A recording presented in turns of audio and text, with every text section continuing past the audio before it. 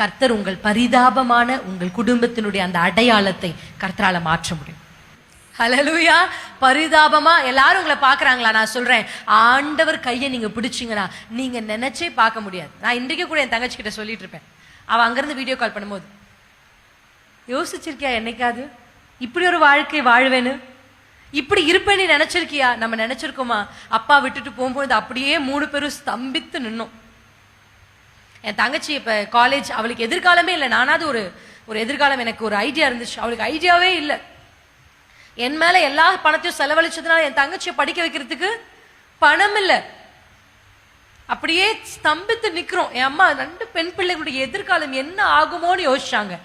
ஆனா கர்த்தரை பிடித்து கொண்டோம். ஆமென். சண்டே சர்வீஸை நாங்க மிஸ் பண்ணதே இல்லை.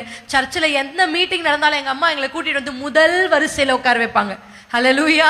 எங்க பழக்கமே தான். சர்ச் சர்வீஸ் நடக்கிறதுக்கு முன்னாடியே வந்து உட்கார வைப்பாங்க. அப்படி கர்த்தருக்குள்ள எங்களை கொண்டு வந்து இழுத்து இழுத்து விட்டதுனால, கர்த்தருடைய நாமத்தினாலே இன்றைக்கு நாங்கள் இருவரும் கிறிஸ்துவுக்கு சாட்சிகளாக இருக்கிறோம். ஹல்லேலூயா. எங்களை பரிதாபமாய் பார்த்த அநேகருடைய பிள்ளைகளுக்கு நாங்கள் ஆலோசனை சொல்லிக் கொண்டிருக்கிறோம். ஆமென்.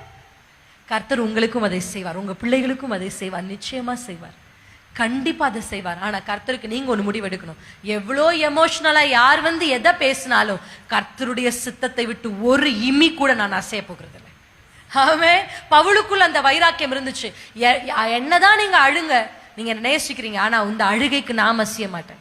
பேதுருவே, நீ வந்து எமோஷனலா நடக்கக்கூடாது அப்படின்னு நீ சொன்னாலும் நான் அதற்கு மசிய மாட்டேன். இயேசு சொன்னார், எனக்கு ஒரு தேவ சித்தம் உண்டு. என்ன சித்தம் தெரியுமா? நான் சிலுவையில் அறையப்பட்டேன்.